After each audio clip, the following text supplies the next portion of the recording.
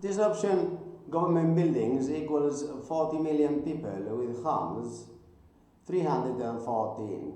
Recently, we have these, the Spanish central bank, sorry, and they are going to move part of the labor force and the AI labor force to Barcelona because they seem to have a building, and this building has 67 workers and there's a capacity of about 200 homes. So my calculus is if we have 50.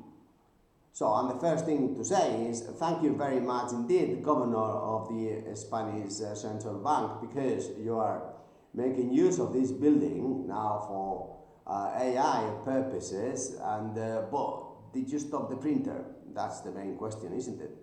Now, regarding these 50,000 government buildings, if each have 200 homes and each home has 4 family members, then we are going to have 10 million homes, and then so times 4 people, it's 40 million humans can access to a house forever. Because if we have now 37.5 working hours, the government workers, and a kid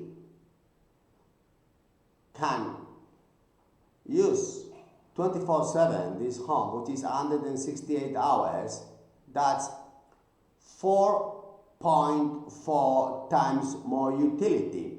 So, what is my ESG, corporate social responsibility, transparent, democratic, social, government decision is if you are going to use this building 1 hour and then a kid 4.4 hours, why don't you just let them stay? It's 40 million people, and some people are saying there is a housing problem in Spain and this Airbnb and blah blah blah and tourists, and what I'm saying is why don't we use government buildings?